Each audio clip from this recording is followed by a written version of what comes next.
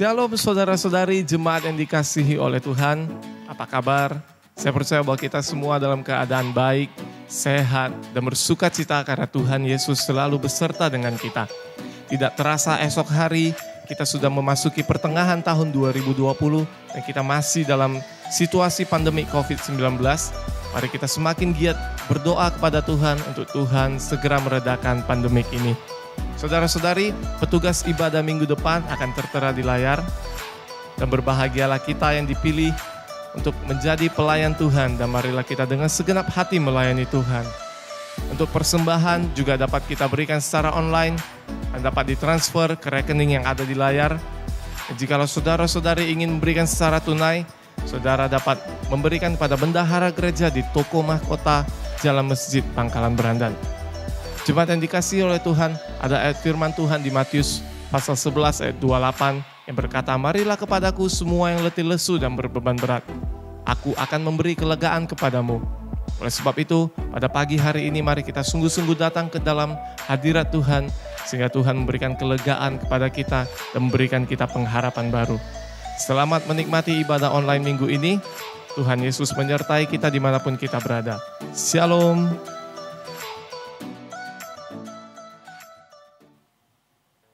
Shalom, selamat pagi semua jemaat yang sedang mengikuti ibadah ini secara online. Kita akan memasuki ibadah kita pada pagi hari ini. Mari kita bersaat teduh. Kita mempersiapkan hati dan pikiran kita untuk menyembah Dia, untuk masuk di dalam hadirat Tuhan. Mari kita menyembah Dia, kita memuji Dia.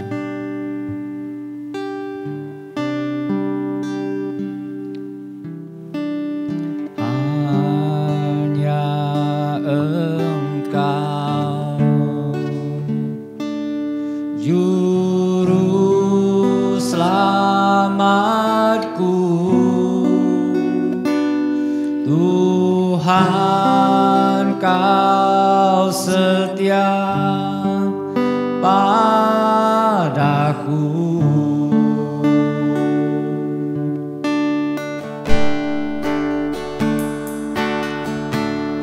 Yang ku pegang hanya janji-Mu. Ku percaya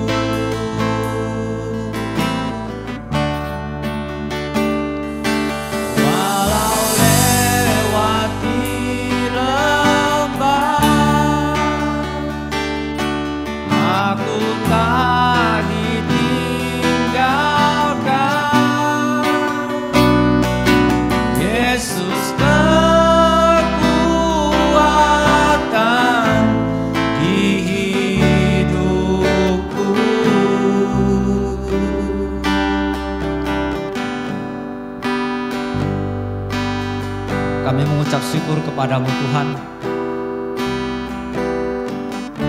Kami ada sampai hari ini bukan karena kekuatan dan kehebatan kami, tetapi semuanya hanya karena anugerah, berkat dan perlindungan-Mu Tuhan di dalam hidup kami. Engkaulah sumber kekuatan kami Tuhan. Engkaulah sumber pengharapan kami Tuhan. Karena itu Tuhan,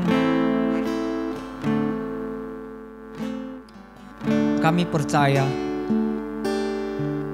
dan kami berpegang hanya kepada firman dan janji-Mu Tuhan. Dan kami serahkan, kami percayakan hidup kami sepenuhnya hanya ke dalam tangan-Mu Tuhan. Terima kasih Tuhan, Engkau berkati ibadah kami pada pagi hari ini. Berkati semua jemaat yang sedang mengikuti ibadah ini secara online Tuhan. Biarlah kuasa Tuhan yang terus melingkupi kami semua, agar iman kami semakin dikuatkan Tuhan. Sukacita dan damai sejahtera yang hanya daripada-Mu Tuhan, itu yang terus tetap tinggal diam di dalam hati dan hidup kami. Terima kasih Tuhan. Segala puji, hormat dan kemuliaan hanya bagi nama-Mu Tuhan. Di dalam nama Tuhan Yesus kami berdoa dan kami mengucap syukur. Amin. Mari sama-sama kita membaca pengakuan iman rasuli. Aku percaya kepada Allah, Bapa yang Maha Kuasa, Khalik langit dan bumi, dan kepada Yesus Kristus anaknya yang tunggal Tuhan kita, yang dikandung daripada Roh Kudus, lahir dari anak darah Maria, yang menderita sengsara di bawah pemerintahan Pontius Pilatus, disalibkan, mati dan dikuburkan. Pada hari yang ketiga, bangkit pula dari antara orang mati, naik ke surga, duduk di sebelah kanan Allah, Bapa yang Maha Kuasa. Dan dari sana ia akan datang untuk menghakimi orang yang hidup dan yang mati. Aku percaya kepada Roh Kudus, gereja yang kudus dan am, persekutuan orang kudus, pengampunan dosa, kebangkitan orang mati, dan hidup yang kekal. Amin. Padamu Tuhan aku berlindung, janganlah sekali-kali aku mendapat malu, luputkanlah aku oleh karena keadilan-Mu. Sandengkanlah telingamu kepadaku, bersegera melepaskan aku. Jadilah bagiku gunung batu tempat perlindungan, kubu pertahanan untuk menyelamatkan aku. Sebab Engkau bukit batuku dan pertahananku, dan oleh karena nama-Mu Engkau akan menuntun dan membimbing aku. Engkau akan mengeluarkan aku dari jaring yang dipasang orang terhadap aku, sebab Engkaulah tempat perlindunganku. Tetapi aku, kepadamu aku percaya ya Tuhan, aku berkata, Engkaulah Allahku. Masa hidupku ada dalam tangan-Mu, lepaskanlah aku dari tangan musuh-musuhku dan orang-orang yang mengejar aku. Tan yen rong yao, Wei yi sen fu sen zhe yi xi sen li, qi zhu zhe yang xian zai zhe yang,以后也这样，永无穷尽。阿门，阿门。 Sekali lagi shalom semua jemaat yang dikasihi Tuhan. Dalam keadaan bagaimanapun kita, apapun yang menjadi persoalan di dalam hidup kita, marilah kita tetap memuliakan Tuhan di dalam hidup kita. Marilah kita memakai hidup kita untuk bersinar bagi Tuhan, bersinar bagi kemuliaan nama Tuhan. Mari kita dengan sukacita menaikkan pujian bagi kemuliaan nama-Nya.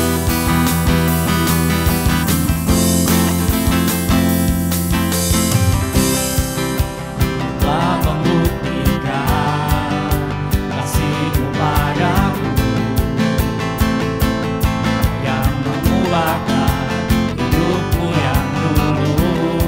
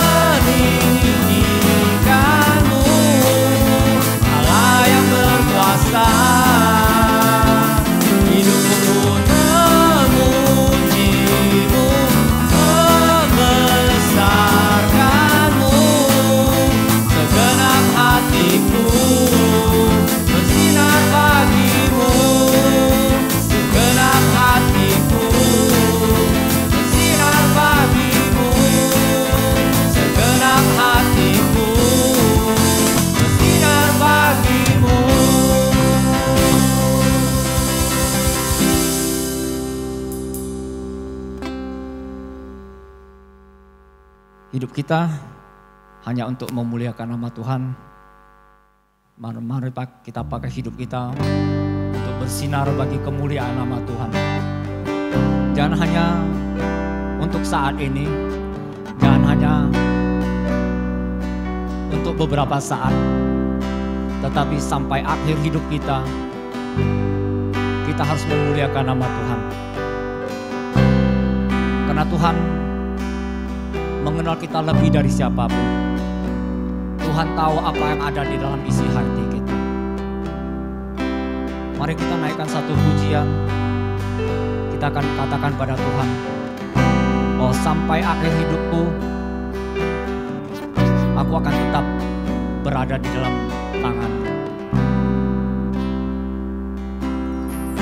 Bapa, Engkau mengenalku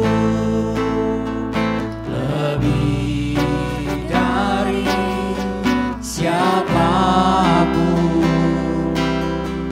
Engkau tahu ceritaku dan isi hatiku. Tak peduli masa lalu, Engkau tetap memiliku. Umatanku sempurnakan jadi karya yang indah.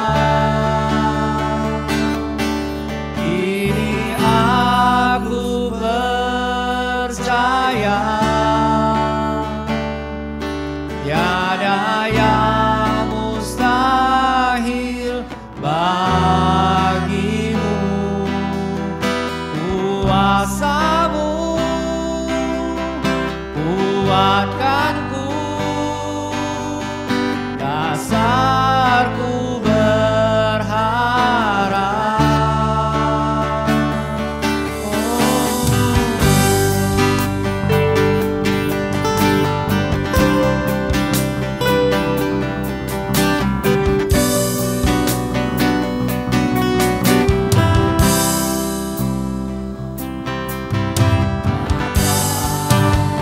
Engkau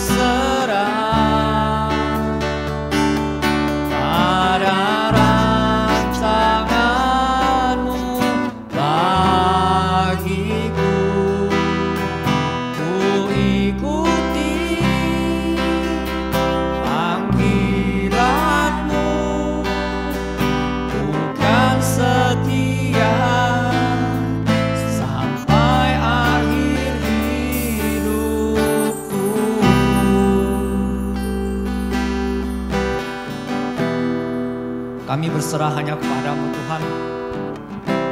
Kami percayakan hidup kami sepenuhnya hanya ke dalam tangan-Mu Tuhan. Karena kami tahu dan kami yakini benar Tuhan, di dalam Engkau ada rancangan terindah yang telah Engkau siapkan bagi kami Tuhan. Dan kami tahu Tuhan, Engkau Bapa yang setia, Engkau Bapa yang mengenal kami lebih dari siapapun. Engkau bahkan tahu seluruh isi hati kami.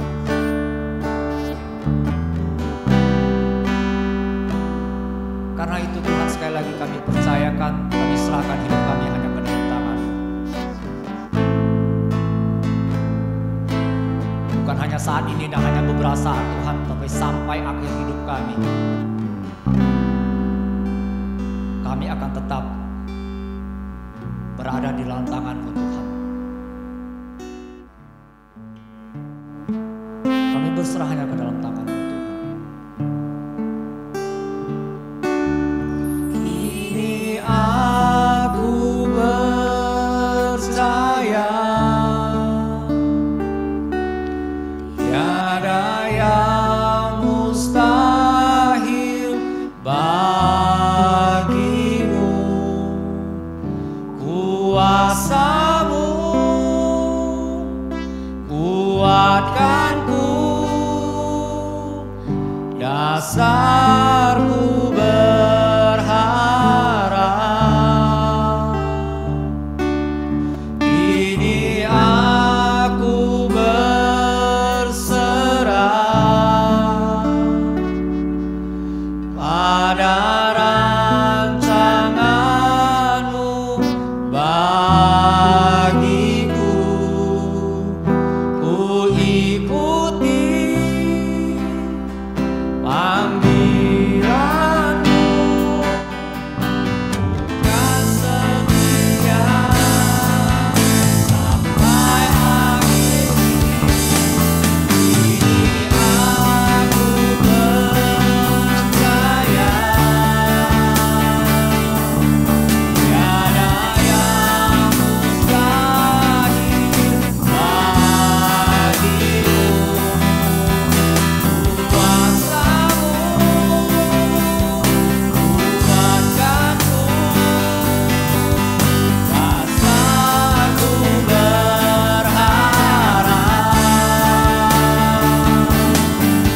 Kini aku berserah pada rancangan-Mu bagiku. Ku ikuti panggilan-Mu, bukan setia sampai akhir. Kini aku percaya tiada yang mustahil bagimu. Kuasa-Mu kuatkanku, dasarku berharap. Kini aku berserah pada rancangan-Mu bagiku. Ku ikuti panggilan-Mu, bukan setia sampai akhir hidupku.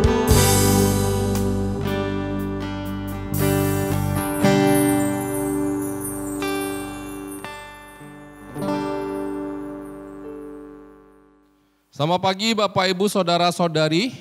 Kita akan sama-sama merenungkan satu tema firman Tuhan pada hari ini yang bertemakan merawat keluarga di zaman sekarang.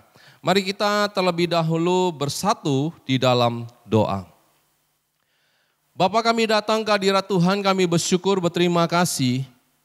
Kalau pada pagi hari ini kami masih bisa tetap bersama-sama, walaupun di rumah kami masing-masing, untuk bernyanyi memuji Tuhan. Dan juga kami bisa untuk mendengarkan firman Tuhan.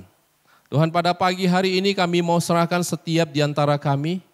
Tuhan tolong, Tuhan yang pimpin, supaya kami yang merenungkan firman Tuhan, kami bisa diberikan keseriusan, rasa takut akan Tuhan dalam mendengarkan firman-Mu. Sehingga firman yang kami dengarkan kami bisa mengerti dan bisa kami jalankan dalam kehidupan kami setiap hari. Kami mau serahkan waktu ini ke dalam tangan-Mu. Pakai hamba-Mu bisa dengan bahasa yang sederhana di dalam menyampaikan firman ini. Terima kasih Tuhan, ini doa kami. Dalam nama Tuhan Yesus kami berdoa. Amin.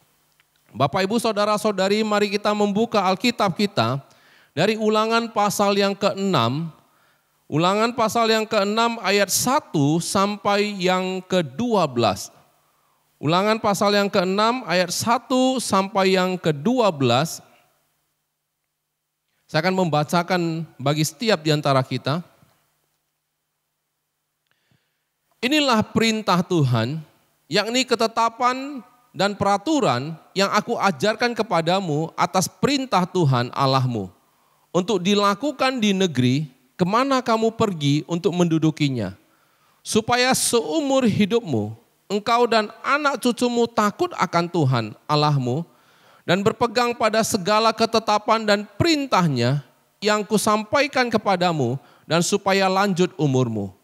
Maka dengarlah, hai orang Israel, lakukanlah itu dengan setia, supaya baik keadaanmu, dan supaya kamu menjadi sangat banyak, seperti yang dijanjikan Tuhan Allah, nenek moyangmu kepadamu di suatu negeri yang berlimpah-limpah susu dan madu. Dengarlah, hai orang Israel, Tuhan itu Allah kita, Tuhan itu Esa. Kasihilah Tuhan Allahmu dengan segenap hatimu dan dengan segenap jiwamu dan dengan segenap kekuatanmu. Apa yang kuperintahkan padamu hari ini haruslah engkau perhatikan. Haruslah engkau mengajarkannya berulang-ulang kepada anak-anakmu dan membicarakannya apabila engkau duduk di rumahmu, apabila engkau sedang dalam perjalanan, apabila engkau berbaring, dan apabila engkau bangun. Haruslah juga engkau mengikatkannya sebagai tanda pada tanganmu. Dan haruslah itu menjadi lambang di dahimu.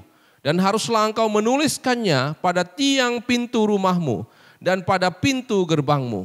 Maka apabila Tuhan Allahmu telah membawa engkau masuk ke negeri yang dijanjikannya dengan sumpah kepada nenek moyangmu, yakni Abraham, Ishak dan Yakub, untuk memberikannya kepadamu, kota-kota yang besar dan yang baik yang tidak kau dirikan. Rumah-rumah penuh berisi berbagai-bagai barang baik yang tidak kau isi. Sumur-sumur yang tidak kau gali.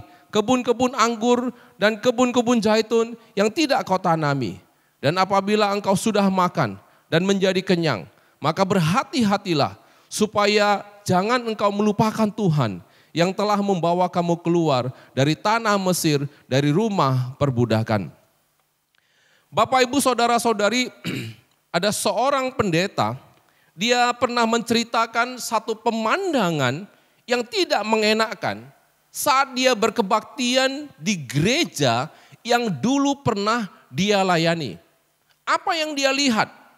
Dia melihat seorang anak remaja, pas sang pendeta itu menyampaikan firman Tuhan, dia mengeluarkan handphonenya, kemudian dia mulai bermain game. Dan pada saat itu Bapak Ibu Saudara-saudari, pendeta tersebut pun mengambil handphonenya sendiri dan merekam apa yang dilakukan oleh pemuda tersebut. Dan tujuannya ditunjukkan kepada pendeta gereja tersebut. Supaya pendeta gereja tersebut bisa memperingati akan jemaatnya atas apa yang dilakukannya. Tapi Bapak Ibu Saudara-saudari, pada saat itu sang ayah, sang bapak daripada anak itu ketika melihat apa yang dilakukan oleh sang pendeta, maka ayah itu menjadi marah dan tidak senang kepada pendeta tersebut.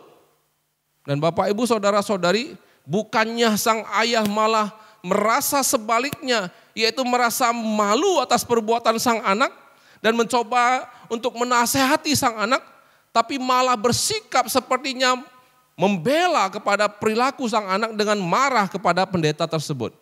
Bapak Ibu saudara-saudari, inilah fenomena kehidupan daripada orang-orang zaman sekarang ini, ataupun yang dikatakan zaman postmodern ini. Orang-orang datang ke gereja itu bukan lagi untuk mencari Tuhan, bukan lagi untuk pada dasarnya menyembah Tuhan, tapi untuk mencari kesenangan diri sendiri. Orang-orang datang ke gereja bukan lagi pada dasarnya untuk menyembah Tuhan sebagai fokus ibadahnya, tapi datang ke gereja pada dasarnya untuk memuaskan kepuasan diri sendiri. Dan juga pada dasarnya untuk mencari tujuan daripada dia sendiri datang ke gereja. Tentunya Bapak Ibu saudara-saudari, peribadatan yang datang ke gereja ini, berkumpul bersama ini, itu menunjukkan kepada keadaan di mana kita masih bisa berkumpul di gereja. Dan sekarang ini tentunya kita tidak bisa berkumpul di gereja karena masalah COVID yang ada. Tapi Bapak Ibu saudara-saudari berharap kita yang pada dasarnya tidak dapat datang ke gereja walaupun kita beribadah sekarang di rumah kita masing-masing. Tapi kita bisa beribadah dengan satu sikap hormat dan juga beribadah dengan melakukan yang baik, yang terbaik untuk Tuhan. Bapak Ibu saudara-saudari, dalam buku yang berjudul Finding God, itu seorang psikologi Kristen yang bernama Larry Crabb.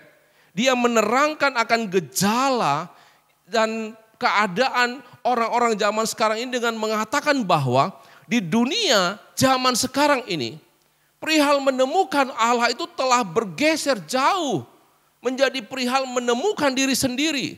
Perihal menemukan diri sendiri ini menjadi hal yang sangat diincar. Dan orang-orang zaman sekarang itu merasa lebih enak adalah hal yang lebih penting daripada menemukan Allah.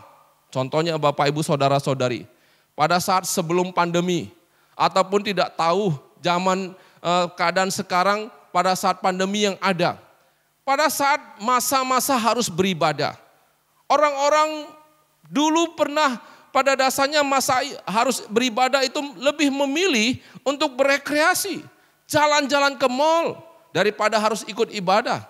Tidak tahu Anda sekarang yang berada di rumah, apakah seharusnya ibadah, Anda tidak ibadah, atau apapun yang Anda lakukan untuk mencari keuntungan diri sendiri.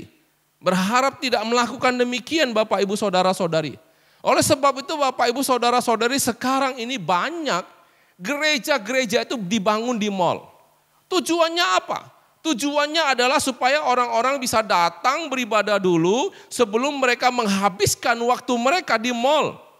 Dan bagi orang-orang zaman sekarang, beribadah itu tidak mesti di gereja, tapi bisa di mall. Beribadah itu tidak perlu serius-serius sekali, tapi bolehlah santai-santai sedikit, bolehlah sambil minum kopi dalam beribadah. Dan ini kalau kita melihat satu sampel contoh ya, itu di Korea Selatan, pada dasarnya ada satu ibadah yang boleh sambil minum kopi Bapak Ibu saudara-saudari. Dan Bapak Ibu saudara-saudari, sekarang juga orang menganggap bahwa rumah ibadah itu tidak perlu klasik, yang penuh dengan ukiran, tidak perlu bersejarah. Yang paling penting nyaman, musiknya keren dan asik. Jadi Bapak Ibu saudara-saudari, di zaman postmodern ini, itu nilai kebenaran itu sudah bergeser. Dari yang mutlak menjadi yang relatif. Saya kasih contoh, dulu itu tidak boleh menyukai ataupun menikahi yang namanya sesama jenis. Itu akan dikucilkan di dalam masyarakat. Tapi Bapak Ibu saudara-saudari, pada zaman sekarang ini, itu orang terang-terangan untuk mencintai sesama jenis. Bahkan mereka menikah di gereja dan diberkati oleh hamba Tuhan di gereja. Dan ada orang-orang yang pada dasarnya juga menikah dengan dua gender yang berbeda, yang sudah ditukar ataupun yang namanya transgender. Ini terjadi pada zaman sekarang ini Bapak Ibu saudara-saudari. Bapak Ibu Saudara-saudari, ini fenomena kehidupan orang zaman sekarang. Iman kepercayaan generasi muda, orang-orang zaman sekarang itu sudah bergeser dan terpengaruh. Dan banyak orang tua pada saat ini hanya bisa pasrah dan menerima apa adanya dari semua hal yang terjadi. Bapak Ibu Saudara-saudari, dengan keadaan yang seperti ini, bagaimana seharusnya sikap daripada gereja dari situasi ini dengan fenomena kehidupan masyarakat zaman sekarang ini? Apa yang harus dilakukan oleh keluarga? Apa yang harus dilakukan oleh orang yang percaya untuk mencegah pergeseran iman daripada generasi zaman sekarang ini? Bapak Ibu Saudara-saudari, untuk mencegah dan mengatasi krisis rohani dan pergeseran kebenaran di zaman postmodern ini, maka ayat firman Tuhan pada pagi hari ini mengajarkan kepada kita apa? Orang percaya harus berpegang teguh dan taat pada ketetapan dan perintah Tuhan dengan mengasihi Tuhan dengan segenap hati, jiwa, dan kekuatan, serta mengajarkan secara berulang-ulang kepada anak-anak kita. Bapak Ibu Saudara-saudari, berbicara tentang berpegang teguh dan taat pada ketetapan Tuhan. Saya teringat kepada nenek saya. Yang tentunya sekarang ama itu sudah berada di sisi daripada bapa. Ama itu biasanya sebelum tidur, dia selalu mengingatkan saya untuk tidak lupa berdoa kepada Tuhan. Dan dia selalu menasehati supaya saya hidup sesuai dengan perintah daripada Tuhan. Dia minta saya supaya harus rajin beribadah kepada Tuhan. Bahkan ada satu perkataan yang selalu saya ingat hingga sampai saat ini. Nenek pernah mengatakan, kalau nenek sudah dipanggil Tuhan nantinya, nenek tidak bisa menasehati kamu lagi. Tapi ingatlah perkataan nenek tadi. Bapak Ibu Saudara-saudari, perkataan inilah yang membuat saya sampai sekarang ini itu berpegang teguh dan taat kepada perintah Tuhan. Demikian jugalah yang dilakukan oleh Musa di dataran Moab. Sebelum umat Israel itu masuk ke tanah Kanaan dan menyerahkan kepemimpinan kepada Yosua, Musa memberikan perintah kepada bangsa itu untuk memperhatikan perintah daripada Tuhan. Dan itu dicatat di ayat 1 sampai yang ketiga. Di mana Musa mau bangsa Israel itu melakukan perintah dengan taat dan setia. Sehingga janji Tuhan kepada nenek moyang mereka, yaitu Abraham, Ishak, Yakub, dapat digenapi dan keadaan mereka menjadi baik. Dan apa isi perintah Tuhan yang disampaikan oleh Musa itu tercatat di ayat yang keempat sampai yang keenam. Demikian isi daripada firman Tuhan. Dikatakan, dengarlah hai orang Israel, Tuhan itu Allah kita, Tuhan itu Esa. Kasihilah Tuhanmu, kasihilah Tuhan Allahmu dengan segenap hatimu dan dengan segenap jiwamu dan dengan segenap kekuatanmu. Apa yang kuperintahkan kepadamu hari ini haruslah engkau perhatikan. Bapak Ibu Saudara-saudari, perintah itu dimulai dengan kata, dengarlah hai orang Israel. Dan kata dengar ini Bapak Ibu Saudara-saudari artinya di dalam bahasa asli yaitu mendengar untuk melakukan. Dan Bapak Ibu Saudara-saudari supaya mereka bisa mengingat dan melakukan perintah ini, maka setiap hari mereka itu menghafalkan perintah ini. Siang hari mereka menghafalkan perintah ini. Sore hari mereka menghafalkan perintah ini. Dan bahkan sejak tahun 516 sebelum Masehi, mereka menetapkan perintah ini harus dilafalkan dan diucapkan berkali-kali dalam beberapa menit di rumah ibadah. Dan Bapak Ibu Saudara-saudari, ayat 4 sampai ayat 6 ini itu menjadi pengakuan iman mereka di dalam kehidupan mereka. Sehingga Bapak Ibu Saudara-saudari, menghafal firman Tuhan itu menjadi kebiasaan dalam kehidupan bangsa Israel. Sampai perjanjian baru di kehidupan orang-orang Yahudi. Namun Bapak Ibu Saudara-saudari, Musa memberikan perintah ini bukan hanya untuk dihafal, tapi untuk dilakukan. Apa yang harus dilakukan sebagai bukti bahwa mereka taat dan berpegang teguh pada perintah Tuhan, itu ada di ayat yang kelima. Di mana di ayat yang kelima, di situ dikatakan bahwa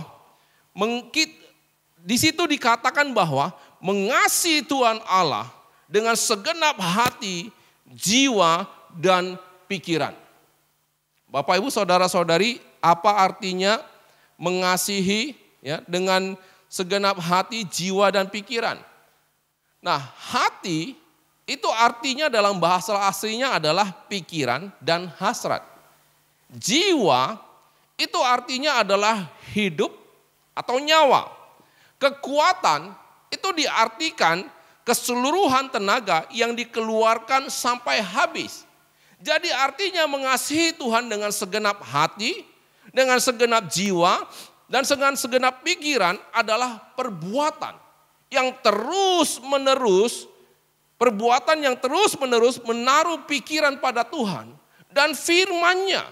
Menyerahkan hidup ataupun nyawa bagi Tuhan dan menyerahkan kekuatan secara keseluruhan kepadanya. Saya berikan contoh.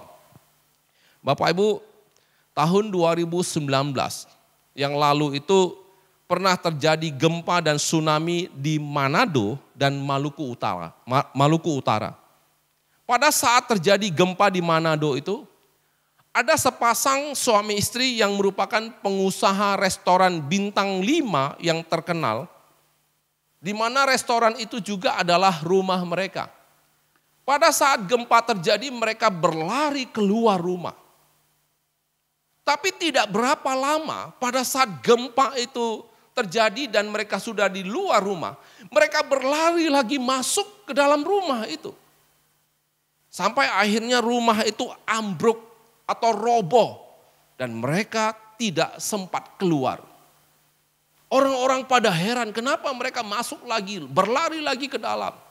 Dan pada saat dievakuasi Bapak Ibu Saudara-saudari, mereka itu ditemukan di dalam reruntuhan dan mereka berdua, suami istri itu meninggal berdekatan.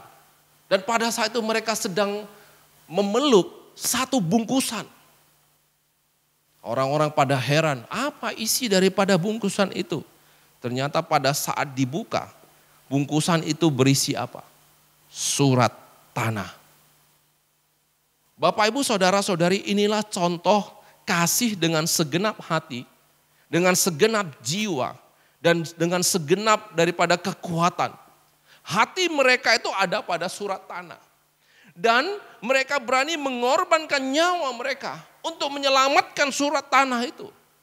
Mereka mengerahkan semua daya upaya mereka untuk bisa mengambil surat tanah itu. Itu sama seperti yang dikatakan oleh ayat firman Tuhan di dalam Matius 6 ayat 21. Yaitu di mana hartamu berada, di situ hatimu berada. Jadi Bapak Ibu Saudara-saudari, kasih yang seperti inilah, yaitu kasih yang segenap hati, pikiran yang seperti inilah yang sebenarnya harus kita serahkan kepada Tuhan. Bapak Ibu Saudara-saudari, Yesus secara pribadi, di dalam dia menerapkan praktek kasih dengan segenap hati, jiwa dan kekuatan kepada Tuhan. Yesus itu mempraktekkan kasih yang bagaimana? Ini bisa kita lihat pada saat dia berada di Taman Getsemani. Sebelum dia ditangkap dan disalib. Dan di dalam Lukas 22 ayat 42, di situ tertulis Yesus berdoa kepada Bapa. Dia mengatakan, ya Bapa, jika engkau mau, ambillah cawan ini daripadaku. Tetapi bukanlah kehendakku, melainkan kehendakmu lah yang terjadi. Bapak Ibu Saudara-saudari, di sini pernyataan kasih yang sepenuhnya yang Yesus lakukan kepada Bapa di surga. Di sisi mengasihi dengan segenap hati, Dia itu pada dasarnya mengutamakan kehendak Tuhan untuk tetap menjalankan perintah, disalibkan di atas kayu salib. Padahal kalau bisa, dia memohon untuk melewati penderitaan tersebut. Dan di sisi mengasihi dengan segenap jiwa, dia menyerahkan tubuhnya, hidupnya untuk disalib. Walaupun saat berdoa itu dia mengeluarkan peluh darah. Dan Bapak Ibu Saudara-saudari, peluh darah itu hanya bisa terjadi pada saat seseorang itu merasa sangat ketakutan dan juga merasa begitu tertekan. Sehingga hal itu baru bisa terjadi. Dan peristiwa ini dialami oleh Yesus secara jasmani. Dia merasa takut, dia merasa tertekan. Sehingga dia berdoa kalau bisa supaya cawan ini diambil daripadanya. Tapi dia menyerahkan secara keseluruhan kepada kehendak Tuhan. Dari segi kekuatan, Yesus menjalani penderitaan salib sampai kehabisan tenaga. Saat memikul salib. Dan semuanya ini Yesus lakukan karena apa? Karena kasihnya kepada Allah. Dan hasilnya kita manusia yang berdosa. Kita mendapatkan anugerah keselamatan daripada penyaliban Yesus. Bapak Ibu Saudara-saudari, kalau Kristus rela dirinya itu disalibkan dan menjalani penyaliban sebagai bentuk kasihnya kepada Kristus, bagaimana dengan Anda dan saya? Bapak Ibu Saudara-saudari, untuk mengasihi Allah, sesungguhnya kita tidak perlu menjalani salib. Tapi cukuplah dengan setiap hari kita memulai hidup kita dengan membaca Alkitab, merenungkan firman Tuhan, menyediakan waktu secara rutin untuk Tuhan, dan kita membaca Alkitab, mempelajari firman Tuhan. Dan di dalam kehidupan kita setiap harinya, kita melaksanakan firman Tuhan. Kita mengambil bagian dalam pelayanan rumah ibadah. Dan ini praktek dari mengasihi Allah dengan segenap hati, dengan segenap pikiran dan kekuatan. Dan hal ini akan menolong kita tetap berpegang teguh pada perintah Tuhan di zaman sekarang ini. Bapak Ibu Saudara-saudari, apa yang harus kita lakukan sebagai bukti bahwa kita taat dan berpegang teguh pada perintah daripada Tuhan? Ayat ke-7 mengatakan kepada kita apa?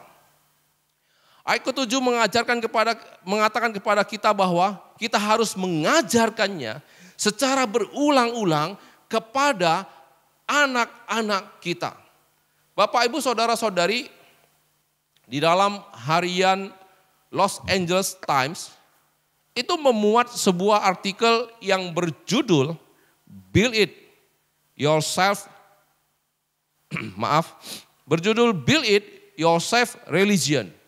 Di mana di dalam artikel tersebut para pengamat baru itu memberikan nama kepada generasi zaman sekarang itu dengan sebutan The Gas Generation ataupun generasi pencari. Yaitu mereka yang sedang mengembara dalam perjalanan rohani mencari makna yang lebih mendalam di dalam tujuan hidup ini. Dan Bapak Ibu Saudara-saudari, mereka akan mencoba satu persatu daripada semua ajaran agama dan semua ritual agama, sampai akhirnya mereka ini mengalami satu pengalaman jiwa dan juga kedamaian, dan mereka akan menganut agama tersebut. Bapak Ibu Saudara-saudari, di dalam hal ini orang tua mempunyai peranan penting dalam kehidupan anak, supaya iman kepercayaan daripada anak-anak itu bisa berpegang teguh pada ketetapan Tuhan. Dan agar supaya generasi ini bisa tetap berpegang teguh pada iman kepercayaan kepada Tuhan, maka hal kedua yang harus kita lakukan adalah kita mengajarkan perintah dan ketetapan daripada Tuhan secara berulang-ulang kepada anak-anak kita. Bapak Ibu Saudara-saudari, apa maksudnya di sini berulang-ulang? Berulang-ulang maksudnya itu mempertajam, Bapak Ibu. Sama seperti pisau, ya. Kita mau mempertajamnya, maka kita asah, ya, berulang-ulang. Dan di sini Musa mengingatkan bangsa Israel bahwa mereka akan masuk ke tanah Kanaan, di mana orang-orang yang ada di sana itu menyembah kepada berhala. Dan Musa mengingatkan bahwa Tuhan mereka itu adalah Tuhan Allah yang esa. Tuhan yang mengeluarkan mereka dari tanah Mesir. Dan ajaran kepercayaan inilah harus diajarkan terus menerus. Dan diingatkan berulang-ulang kepada bangsa Israel dan anak-anak mereka.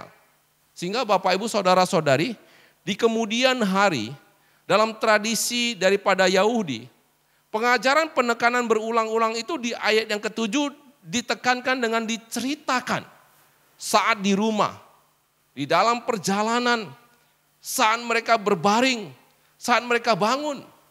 Dan ayat ke-8 dikatakan itu diikatkan sebagai tanda di tangan mereka dan di dahi mereka. Dan di ayat yang ke-9 di situ dikatakan mereka menuliskannya pada tiang pintu dan rumah pintu gerbang mereka. Dan Bapak Ibu Saudara-saudari, orang Yahudi pada saat itu mereka melaksanakan perintah ini, mereka membuatnya menjadi satu tradisi. Mereka membuatnya menjadi satu simbol Bapak Ibu Saudara-saudari.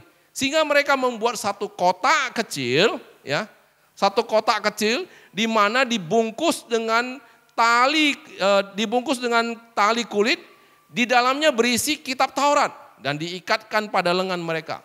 Dan ini disebut sebagai tefillin.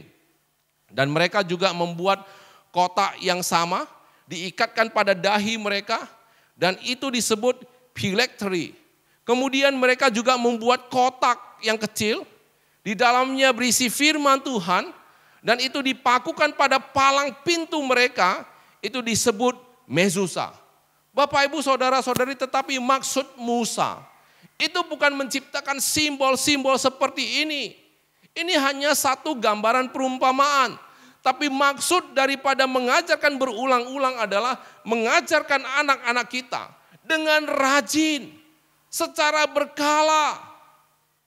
Bapak Ibu Saudara-saudari, saya pernah menceritakan ilustrasi, ya, dalam pengajaran yang saya berikan kepada anak-anak kami, di mana saya berpikir bahwa pengajaran ini penting dan pengajaran ini juga bermanfaat untuk menjaga mereka terlepas dari bahaya, terlepas dari hal-hal yang bisa melukai mereka.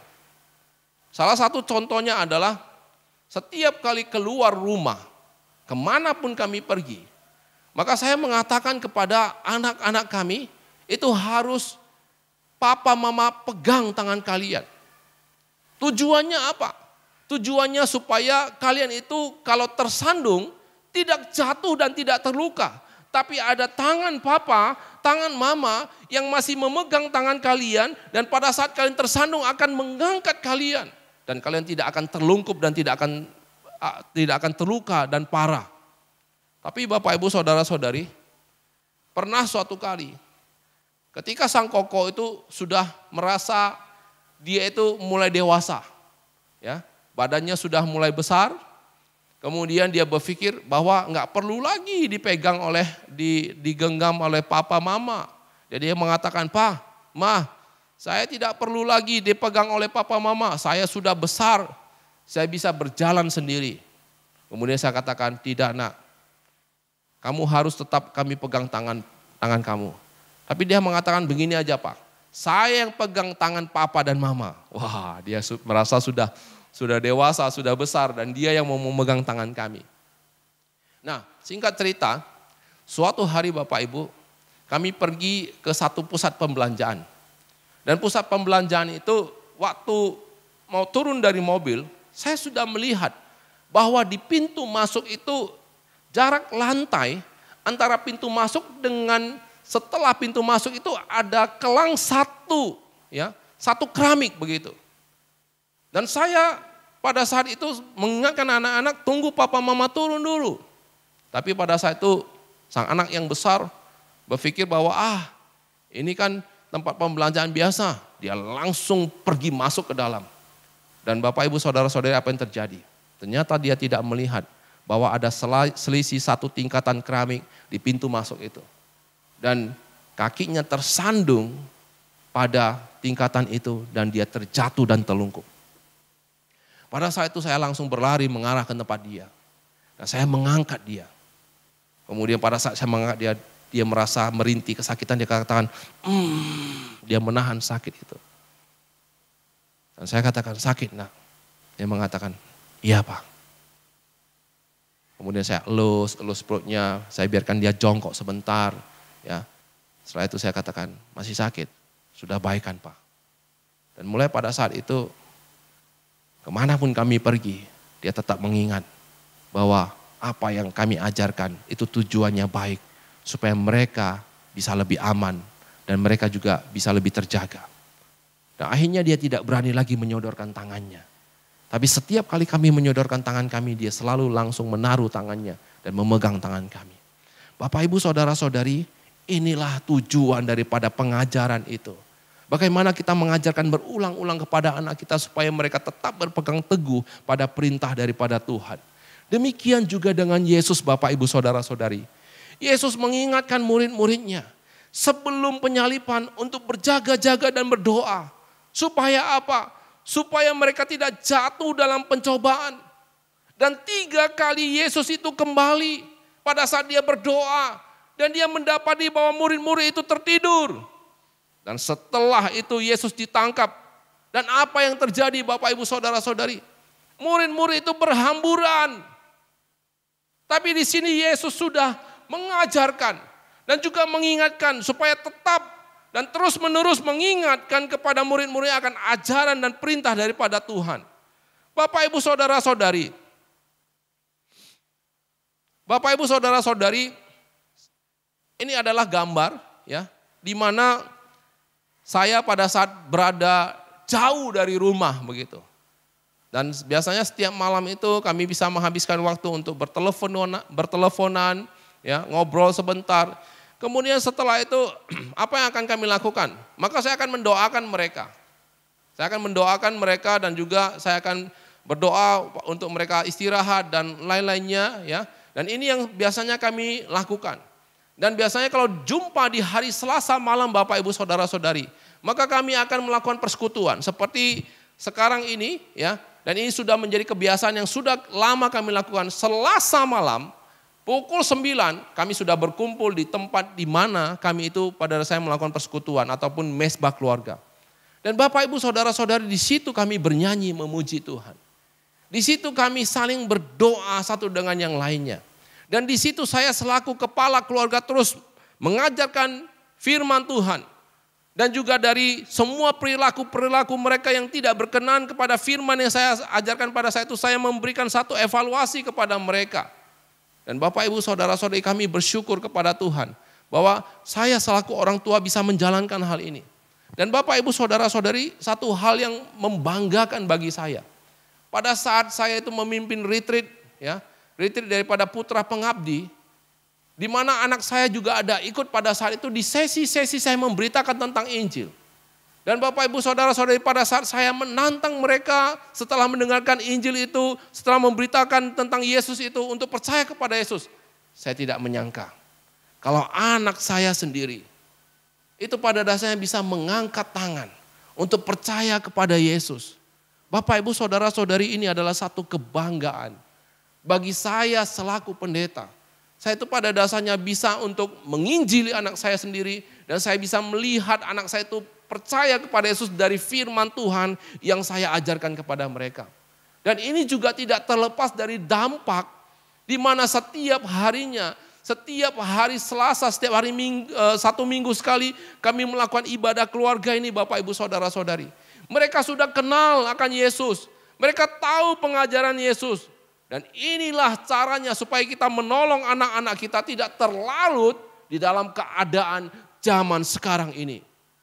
Bapak Ibu Saudara-saudari, satu hal yang lucu ya, di mana anak saya ini betul adalah satu anak yang bisa saya katakan dia itu lurus dan dia menjaga kebenaran.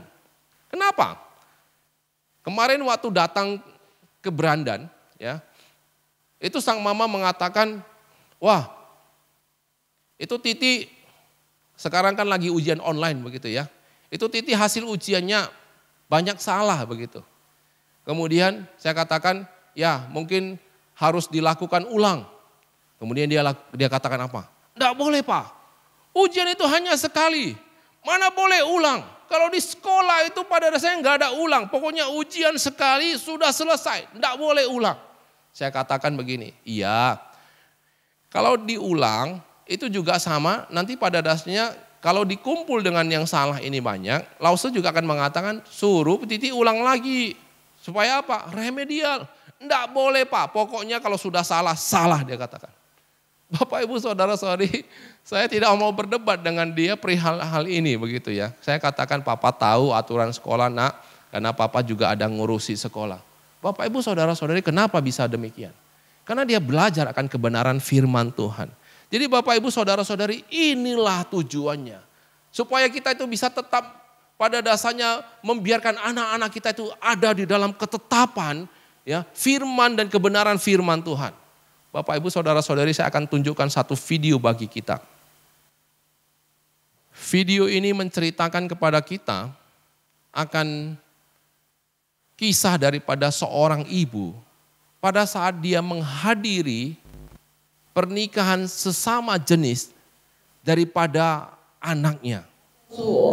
Pada saat itu sang ibu mengatakan bahwa dia pada saat sang ayah mengatakan bahwa anaknya satu itu Down syndrome.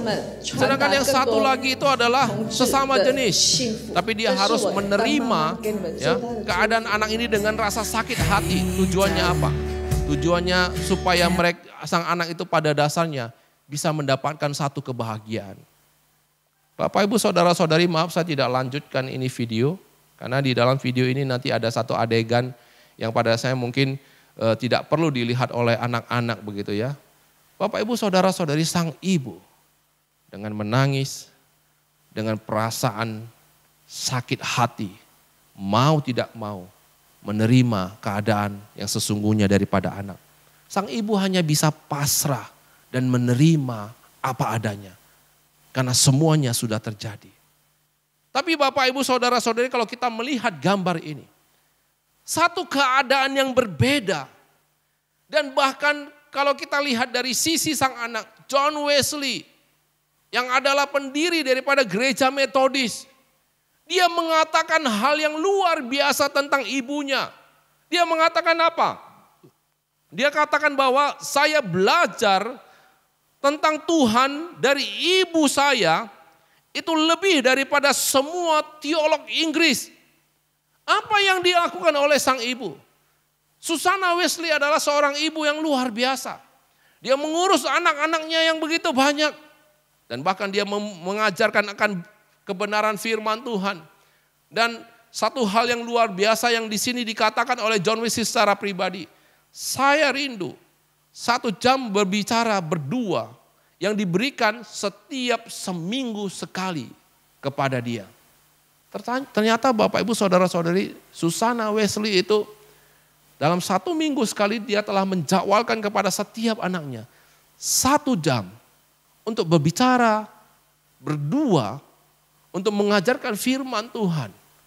Untuk pada dasarnya bagaimana mengajarkan hal kebaikan. Dan bagaimana bersharing kepada sang mama tentang kebenaran, tentang kehidupan dan lain-lainnya.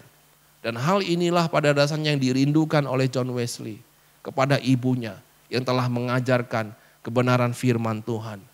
Bapak Ibu Saudara-saudari, John Wesley akhirnya menjadi seorang yang begitu luar biasa. Yang terkenal dengan pelopor daripada gereja Metodis.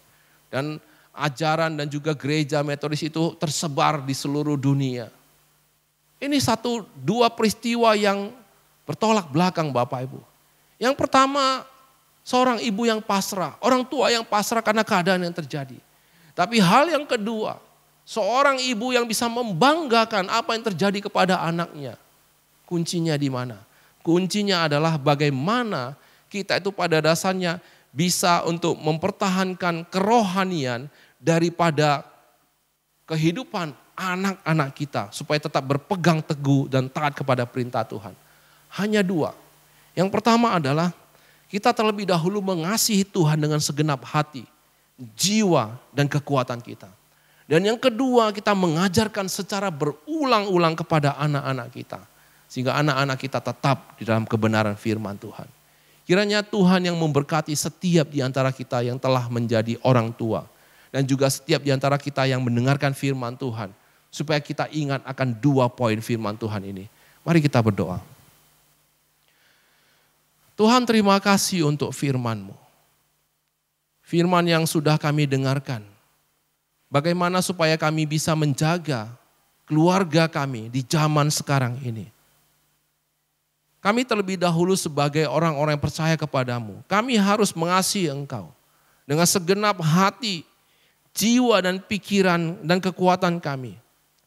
Dan kami juga harus mengajarkan secara berulang-ulang kepada anak-anak kami. Tuhan, Engkau tolong setiap di antara kami. Supaya kami bisa untuk menjalankan perintah Tuhan ini. Di dalam kehidupan kami setiap hari. Berkati juga kami selaku orang tua. Supaya kami pada dasarnya untuk tetap mengajarkan kebenaran firman kepada anak kami. Berkati kami selaku anak-anak. Kami bisa untuk turut dan juga taat kepada perintah Tuhan. Pada saat ini juga hamba-Mu mau berdoa untuk beberapa jemaat yang ada. Kami mau berdoa terlebih khusus kepada untuk Pak Mido dan juga Ibu Yuliana. Di mana pada hari Sabtu semalam mereka telah berangkat ke Jakarta untuk perpindahan tugas yang ada. Dan mereka membutuhkan 6 hari dalam perjalanan yang ada. Kami rindu Tuhan, Engkau yang melindungi perjalanan yang ada. Engkau yang menyertai Pak Mido yang membawa mobil dan juga istri dan anak-anak yang ada di dalam mobil. Engkau tutup bungkus mereka Tuhan. Dan Engkau mengutus malaikat Tuhan yang melindungi di sekitar daripada kendaraan yang ada dan jalan-jalan yang ada. Jauhkan dari semua yang jahat. Dan kiranya Tuhan yang memberikan kepada mereka satu kedamaian dan juga kami rindu Tuhan menjaga selamat sampai di tempat. Dan juga Tuhan berkati untuk tugas daripada Pak Mido di tempat yang baru. Dan juga adaptasi daripada Ibu Yuliana dan anak-anak dan juga Pak Mido yang ada. Tuhan terus menyertai dan memakai hamba-Mu lebih luar biasa lagi di tempat pekerjaan yang baru. Kami juga terus mengingat akan Ibu Diana yang dalam proses perobatan. Untuk kemoterapi yang keempat kalinya. Tuhan mungkin ada gejala-gejala fisik yang sakit dan lain-lainnya. Tuhan kami rindu supaya Engkau berbelas kasihan. Kami rindu Engkau turut campur tangan. Engkau yang meringankan penderitaan yang ada. Engkau yang menyembuhkan sakit penyakit yang ada melalui dokter perobatan yang dilakukan. Kami hanya mau serahkan ke dalam tangan-Mu Tuhan. Engkau yang tolong Ibu Diana. Dan juga kami terus berdoa untuk Aitani, untuk Ibu Juliana, untuk Ibu Julina, untuk Pamoran, untuk Atik Wijaya di dalam keadaan fisik mereka. Kiranya Tuhan juga yang memberikan kekuatan, kesehatan yang ada. Nah, untuk setiap jemaat yang ada kami rindu juga Tuhan yang melindungi, Tuhan yang menyertai dimanapun mereka berada. Terlebih khusus kami rindu Tuhan, untuk kami bisa segera terlepas dari pandemi ini. Sehingga kami bisa kembali kepada keadaan yang normal. Kami bisa kembali bersama-sama dalam rumah ibadah ini. Untuk memuji Tuhan, berkumpul bersama dalam persekutuan orang-orang percaya. Dan kami rindu keadaan ini, Tuhan yang tolong kami. Tuhan juga yang tolong bangsa ini, negara ini, dan juga dunia ini. Kiranya Tuhan yang pakai para ilmuwan yang ada untuk bisa menemukan obat yang bisa menawarkan dan juga yang menyembuhkan semua masalah ini. Kami serahkan semuanya ke dalam tangan-Mu Tuhan. Terima kasih Tuhan, ini doa kami. Di dalam nama Tuhan Yesus Kristus kami berdoa. Amin. Mari kita bangkit berdiri Bapak Ibu Saudara-saudari. Kita sama-sama mengucapkan doa Bapa kami. 我们在天上的父，愿人都尊父的名为圣，愿父的国降临，愿父的旨意行在地上，如同行在天上。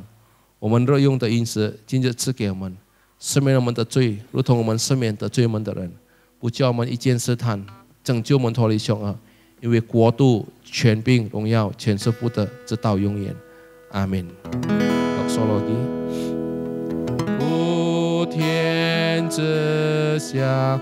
万国万民齐声 chan we bu che sen ling san we y thi thong yong thong tu wan yu zhe yan wan fu zhe pen. Amin. Mari kita terima berkat daripada Tuhan saja. Kiranya kasih karunia daripada Tuhan kita Yesus Kristus dan pengasihan dari Allah Bapa, persekutuan dengan Roh Kudus yang senantiasa menyertai kita sekalian, mulai saat ini, besok sampai selama-lamanya. Amin. Amin.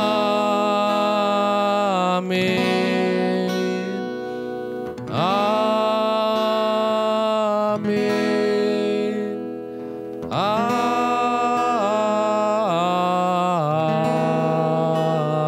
Amin. Amin. Silakan duduk saat teduh.